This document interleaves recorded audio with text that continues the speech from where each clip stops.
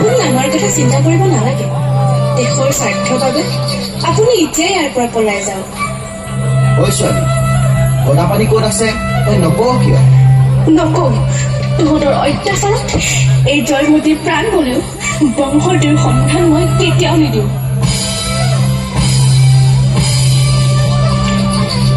আইদেউ, আপোনাৰ ত্যাগৰ বিনিময়ত আমি আজি জয়মতী চিনেমাখনৰ শ্বুটিং সম্পূৰ্ণ কৰিলোঁ। আমি আপোনাৰ ওচৰত চিৰকৃতজ্ঞ।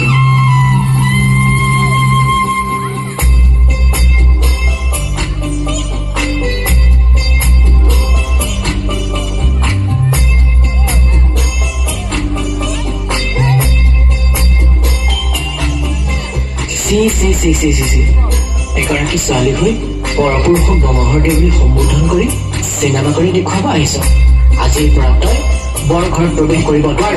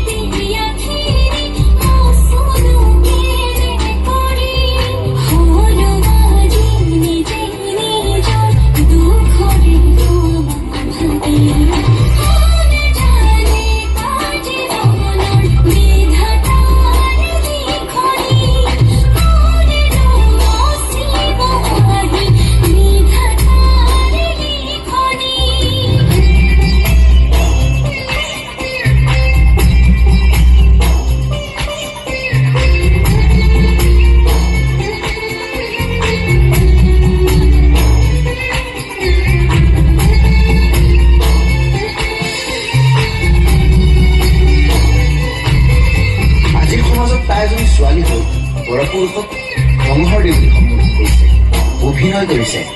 তাই আমাৰ সমাজলৈ কলংক সানি আনিছে। তাইক ঘাটে পানীত নিষেধ কৰা হ'ব আৰু তাইক যাতে কোনেও বিয়া নকৰায়। আৰু যোন পুৰুষে তাইক বিয়া কৰাব তেওঁকো আমাৰ সমাজৰ পৰা এঘৰীয়া কৰাব।